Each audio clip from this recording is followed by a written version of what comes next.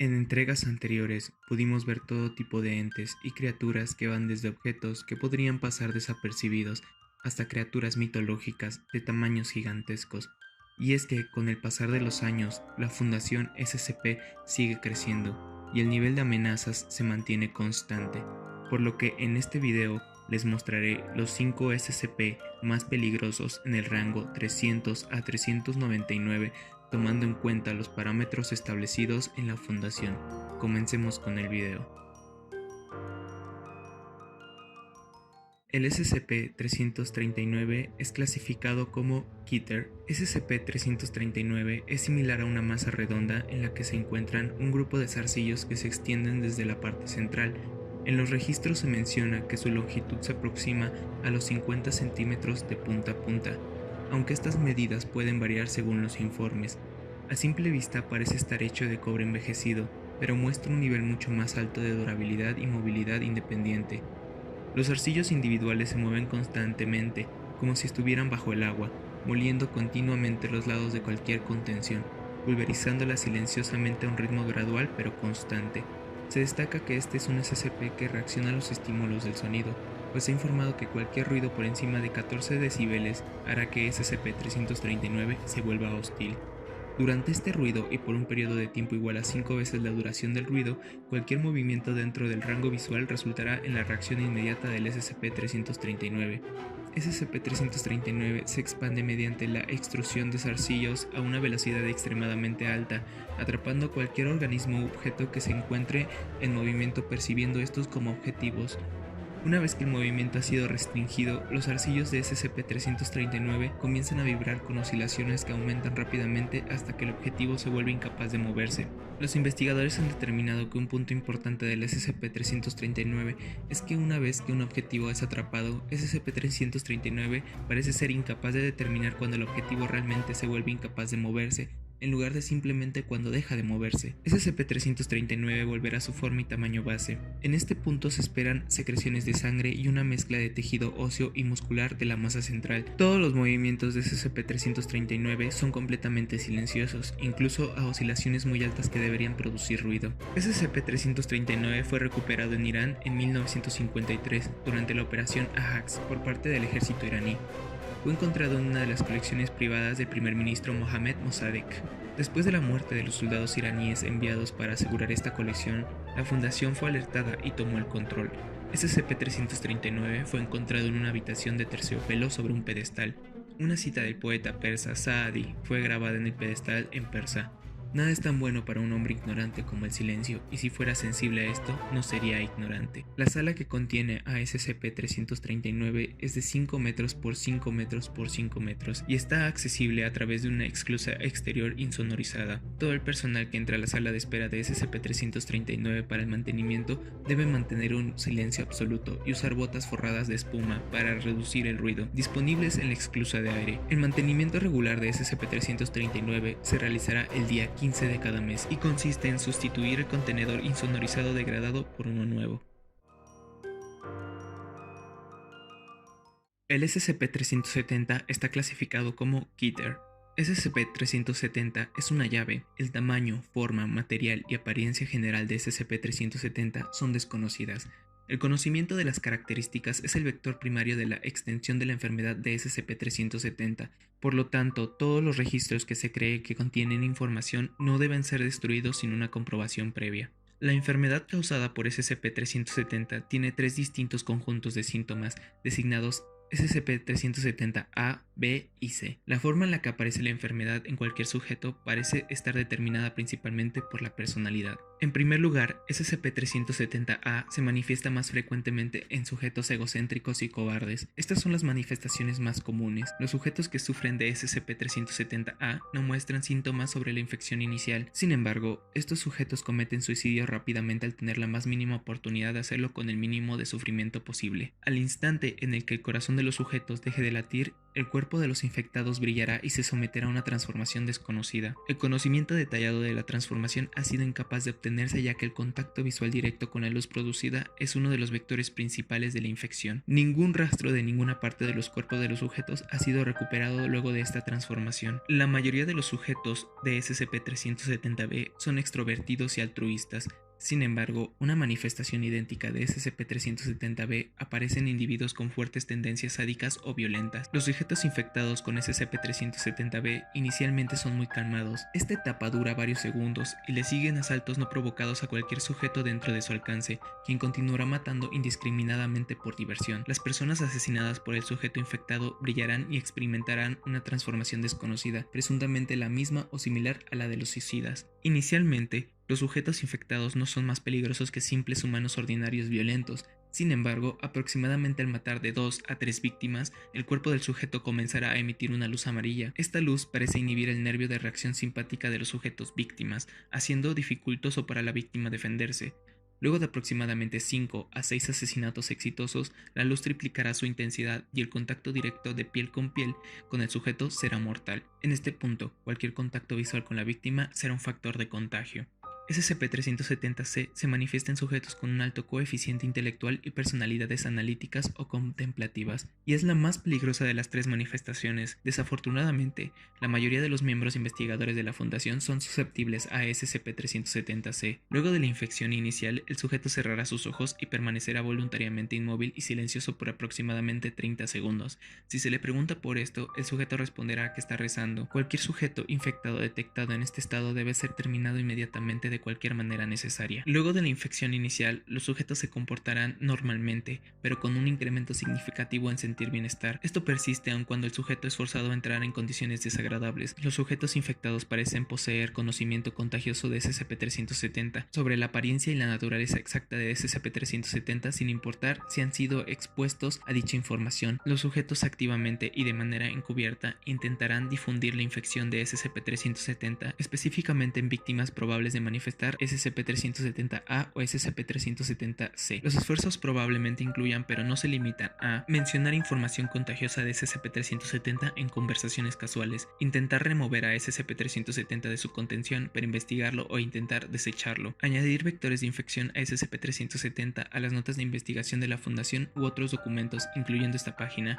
intentar emitir material infectado a gran escala. Luego de alrededor de 50 infecciones exitosas, SCP-370-C entrará en su fase final. Durante esta fase, el aire alrededor del sujeto emitirá una pequeña cantidad de luz en el espectro visible, creando un resplandor amarillo apenas visible alrededor del sujeto. Este resplandor induce un calmante parasimpático que reacciona en los espectadores y tiene una posibilidad de causar la infección por cada minuto de contacto visual. Ha sido reservada para los miembros de más alto rango para evitar filtraciones por los sujetos infectados. En aproximadamente un día tras esta emisión aparecerá, a pesar de cualquier infección adicional exitosa, una llama que producirá quemaduras en cualquier superficie que toque o pise y no dejará ningún rastro del sujeto infectado. Este evento deja atrás un espacio visible el cual infectará a todos aquellos que pasen sobre él. El área parece disiparse aproximadamente en 7 días, pero como precaución debería ser evitada completamente por 2 semanas. Se ha vuelto evidente que la infección de SCP-370-C está siendo utilizada por alguien del personal para atormentar y asesinar a miembros de la Fundación. El personal responsable ha sido degradado a clase D. Sin embargo, considerando la descomunal amenaza propuesta por SCP-370-C, los protocolos de contención de arriba no deberían ser actualizados. Las circunstancias de la recuperación del SCP-370 original son desconocidas. Fue encontrado en las ruinas de un sitio censurado por la organización. Existen protocolos de contención de su forma original y la descripción de la caja de metal. Estas fueran encontradas en una caja fuerte sellada junto con un cuerpo de un doctor reconocido como un satanista y el registro personal del doctor, el cual se encontraba contagiado de SCP-370. El resto del sitio fue abandonado y ningún otro cuerpo fue encontrado, aunque señales de lucha estaban presentes. El resto de los datos almacenados en el sitio sobre SCP-370 habían sido borrados o destruidos, aunque unas cuantas notas útiles de otros SCPs fueron encontradas. Varios casos de infección ocurrieron durante los esfuerzos de recuperación. Estos fueron contenidos con prejuicios extremos y la infección se cree fue extinta. SCP-370 fue rápidamente designado como seguro. Sin embargo, en la luz de los recientes acontecimientos, le ha sido otorgada la designación Keter nuevamente y seguridad antimemética ha sido instalada a lo largo de todos los sitios de la Fundación. El SCP-353 está clasificado como Keter. SCP-353 parece ser una mujer humana normal, de 26 años de edad, con una capacidad física e inteligencia promedio. El sujeto tiene la capacidad de desviar agentes virales y bacterianos infecciosos de su entorno, nutrirlos y almacenarlos dentro de su cuerpo, y luego redistribuirlos para lograr un efecto pandémico devastador. El estado de ánimo del SCP-353 afecta directamente al radio de infecciones registradas, con un aumento de los estados emocionales que lleva a un incremento masivo de la potencia. El SCP-353 parece ser inmune a los síntomas de dichos agentes infecciosos, pero siempre y cuando los almacene de forma pasiva. Sus intentos activos y voluntarios de nutrir, manipular y cambiar los agentes infecciosos mientras permanecen en su cuerpo hacen que manifieste síntomas que van desde levemente molestos hasta graves. Los síntomas solo duran mientras ella está induciendo activamente un cambio en la cantidad o calidad de un agente infeccioso, y por lo tanto raramente duran más de unas pocas horas. Los exámenes han demostrado que el sujeto es capaz de almacenar casi cualquier agente bacteriano o viral infeccioso dentro de su cuerpo, aunque solo es capaz de cambiar los agentes que son capaces de sobrevivir naturalmente dentro del cuerpo humano. Al momento de escribir este informe, la sangre de SCP-353 contiene rastros de más de 1000 agentes infecciosos diferentes, incluyendo el virus de la inmunodeficiencia humana, el ébola, el Marburgo, 67 cepas diferentes del resfriado común, el herpes simple A, el E. coli, el cólera, la peste bubónica, el SARS y la malaria. Al menos el 30% de dichos agentes infecciosos eran previamente desconocidos para la comunidad médica y posiblemente fueron diseñados por la propia SCP-353, lo que hace que la SCP-353 sea un recurso inestimable. El SCP-353 se encontró originalmente en Sudáfrica,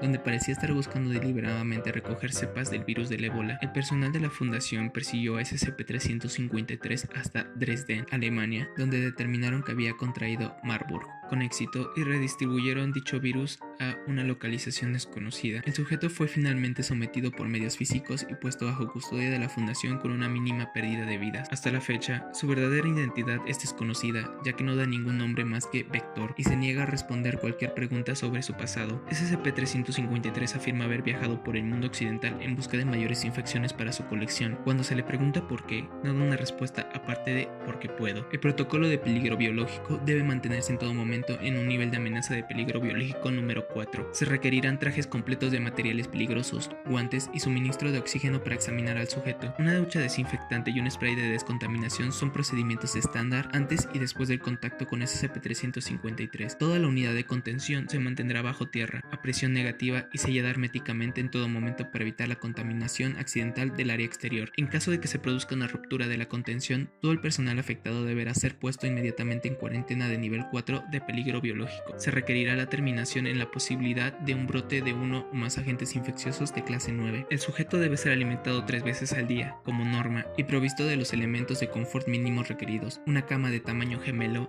una almohada y una manta. La ropa en forma de uniformes quirúrgicos desechables debe ser proporcionada según sea necesario, pero las solicitudes de artículos deben ser negadas de otra manera. Cualquier signo externo de enfermedad en el sujeto, como erupciones, furúnculos, vómitos o palidez o comportamiento enfermizo, debe ser comunicado con rapidez. Dado que la aparición de los síntomas en el SCP-353 significa un esfuerzo deliberado por su parte, el sujeto debe ser sometido e interrogado. En caso de que el SCP-353 deba abandonar su instalación de contención por cualquier motivo, se le debe dotar de un collar explosivo, un dispositivo de administración de drogas de liberación prolongada para dosis de sustancias eufóricas y un traje de contención para riesgos biológicos. En caso de que el traje de SCP-353 infrinja la contención, se llevarán a cabo procedimientos de esterilización de emergencia hasta la incineración de la zona afectada, incluido el mismo SCP.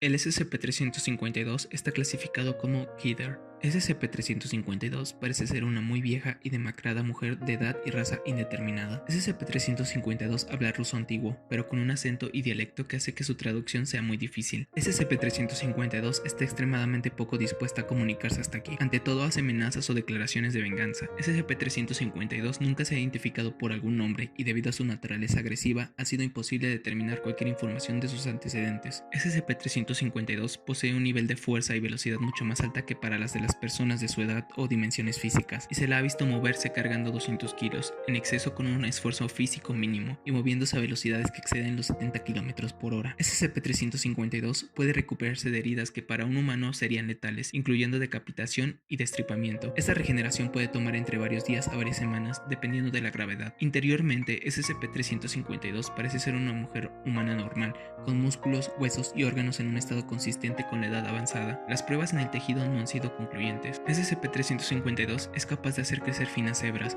parecidas a cabello de cualquier parte de su cuerpo, aparentemente a voluntad. Estas hebras pueden crecer varios metros en una hora y parecen estar al menos parcialmente bajo el control de SCP-352, y se lo han observado gateando a lo largo de pisos, paredes y otras estructuras. Estos cabellos parecen limpios y casi invisibles a simple vista, y parecen ser un poco débiles al cabello humano estándar. Las hebras además están cubiertas de una fina capa del químico de la enzima. La enzima es identificada como la saliva del SCP-352. SCP-352 produce una enzima que es una concentración de su saliva y cabello, pero está presente en todo el tejido físico de SCP-352. Cómo se produce y qué es exactamente el químico producido es desconocido. Esta enzima reacciona al contacto del tejido humano y previamente ataca al sistema nervioso. Los síntomas se manifiestan casi inmediatamente e incluyen alucinaciones, euforia, supresión del pensamiento cognitivo o lógico y supresión de los receptores del dolor. Este estado persiste por varios días de exponerse levemente y puede ser permanente al exponerse altamente. Las mordidas de SCP-352 llevan a la alta exposición en el 99.9% de los casos. SCP-352 parece subsistir con una dieta carnívora, con una fuerte preferencia por la carne humana. SCP-352 crea una telaraña con su cabello, esperando a que su víctima se exponga a la enzima y sea más dócil. SCP-352 a menudo removerá y se comerá a los miembros de sus presas como objeto para prevenir que se escapen, y puede tomarle varios días para devorar completamente a su presa. Se ha observado a los humanos que aún en estado de euforia no tienen conocimiento de su alrededor, incluso mientras sufren la pérdida de extremidades y otros tejidos corporales. SCP-352 fue recuperada del sur de Rusia. Reportes de un bosque encantado y de una bruja quien causó varias muertes inicialmente fueron ignoradas, hasta que se reportó que la bruja fue encontrada desierta. Cuando los agentes de la fundación respondieron, la ciudad fue encontrada desierta. Varios cuerpos fueron encontrados en varios estados de descomposición, y rastros de sangre parecían mostrar que muchos más cuerpos habían sido arrastrados al bosque encantado. El equipo de recuperación fue informado de capturar a SCP-352, pero sufrieron muchas bajas debido al ataque de SCP-352 y exposición a la enzima. Una gran cantidad de cabello fue recuperado también, y se creyó que fue la causa de muchos incidentes de exposición. El contacto se lo atribuyen a las telas de araña o al propio cabello de un agente y no se reportan hasta que las alucinaciones se manifiestan. El área de contención permanecerá sellada todo el tiempo. Ninguna interacción humana debe ser llevada a cabo con SCP-352. Cualquier y toda la interacción será llevada a cabo vía robot u otra forma remota. Si la interacción humana es necesaria, se observarán completamente los protocolos de contención de materiales peligrosos. Además, la línea de seguridad será adjunta a todo el personal. Si algún personal comienza a manifestar un comportamiento errático, será inmediatamente retirado del área de contención mediante una línea de seguridad. Cualquier miembro que reporte alucinaciones luego de interactuar con SCP-352 o su cabello será inmediatamente puesto bajo cuarentena. Cualquier miembro trabajando en o alrededor del área de contención se deberá presentar para pruebas aleatorias psicológicas y físicas. Cualquiera que sea encontrado contaminado será inmediatamente puesto en cuarentena. Los miembros atacados por SCP-352 solo serán recuperados si ellos no fueron mordidos por SCP-352. SCP-352 será alimentada una vez semanalmente. La alimentación será interrumpida si SCP-352 ataca a algún personal. El SCP-354 está clasificado como Keter. SCP-354 es un estanque de un líquido rojo descubierto en el norte de Canadá. El líquido tiene una consistencia similar a la sangre humana, de ahí el nombre coloquial de charca de sangre, pero no es de naturaleza biológica. El estanque no tiene orillas definitivas. El suelo se mezcla con el líquido hasta que hay más suelo que líquido, y el suelo es en su mayoría sólido. El líquido se vuelve más denso a medida que se desciende profundamente en el estanque. Si la piscina tiene un fondo, este aún no ha sido alcanzado. Periódicamente emergen entidades desde el estanque e intentan escapar del recinto. Hasta ahora, casi todas las criaturas que salen del SCP-354 han sido extremadamente hostiles y sumamente peligrosas. Se cree que SCP-354 ha sido descubierto por los sobrevivientes de un accidente de avión que se encontraron con SCP-354 por casualidad. casualidad. SCP-354 se había convertido en una leyenda urbana local mucho antes de que el personal de la fundación llegara para hacer frente a la amenaza. Después de localizar el origen de la leyenda, el personal de SCP estableció la estación de observación Epsilon 38 para vigilar la piscina y para disuadir a los futuros viajeros de encontrarlo. SCP-354 fue clasificado como Euclido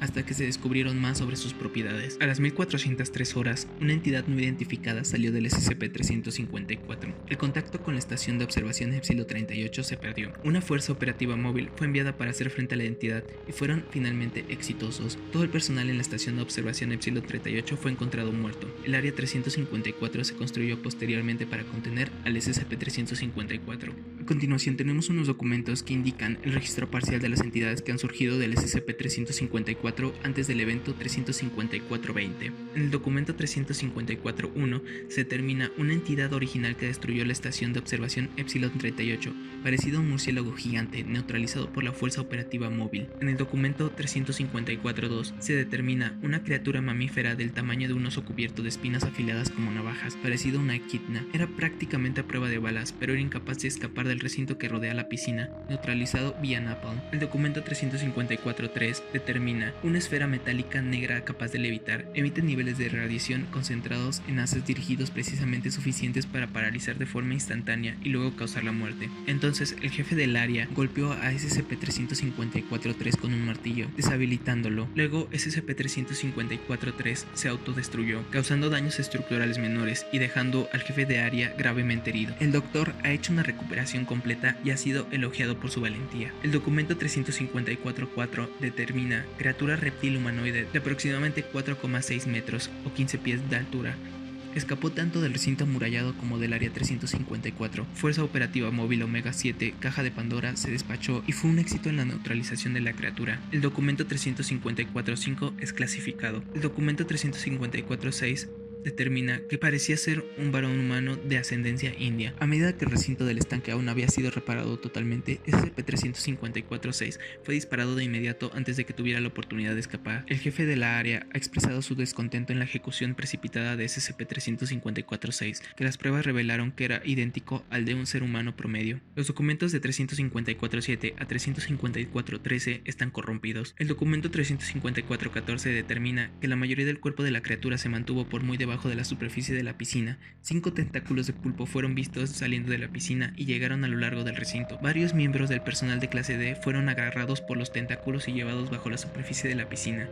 Después de recibir un daño masivo de los disparos, SCP-354-14 se retiró de vuelta en el estanque y desapareció. Ningún miembro del personal llevado por la criatura fue recuperado. El documento 354-15 determina una criatura felina compuesta por una estructura cristalina azul en tonos reveló más tarde ser hielo. Era capaz de saltar por encima del recinto amurallado y fue lo suficientemente ágil como para esquivar la mayoría de los disparos. Fue activamente hostil y mutiló a cualquier personal que se le acercó. El sujeto que se acercó a SCP-354-16 a partir de su salida del estanque se dio por terminado en la lucha. El documento 354-16 determina que era una criatura felina compuesta por una oscura piedra roja-negra, que se reveló más tarde ser un magma parcialmente solidificado. Los disparos resultaron en su mayoría ineficaces contra su piel. No era hostil al personal y no trató de escapar del recinto amurallado hasta ser alcanzado por SCP-354-15. Con éxito terminó SCP-354-15 y se volvió menos activo como su cuerpo se enfriaba. Después de solidificarse completamente y permanecer inmóvil, el sujeto fue trasladado a la oficina del jefe del área. El documento 354-18 determina que era una máquina humanoide metálica. El sujeto poseía un dispositivo de camuflaje que lo hace invisible a los ojos humanos. El sujeto fue muy hábil en el combate y mató a casi 90% del personal de guardia del área 354, ya que arrasó con las instalaciones. Aproximadamente 60 minutos después de salir del estanque, el sujeto cesó su función y se apagó. El sujeto fue desmantelado y su célula de energía fue desechada. Los restos del sujeto están bajo estudio. Coloca al SCP-354 en primer lugar, ya que de esta pueden salir diferentes entidades que incluso podrían ser clasificadas por la Fundación como Keter. Sin duda, cada uno de los casos en los que se presentaron este tipo de criaturas pudieron poner en peligro a toda la Fundación. Sin embargo, gracias a los procedimientos de contención es que este SCP está aún bajo observación y en custodia total de fuerzas militares especializadas. Con esto concluyo el video del día de hoy. Si te gustó, espero que le des me gusta y me dejes aquí abajo tu comentario para que yo pueda hacer muchos más videos de este tipo. No te olvides de suscribirte y de compartir este video para que más personas lo puedan ver. Mi nombre es Levic y nos vemos en otro video. Gracias.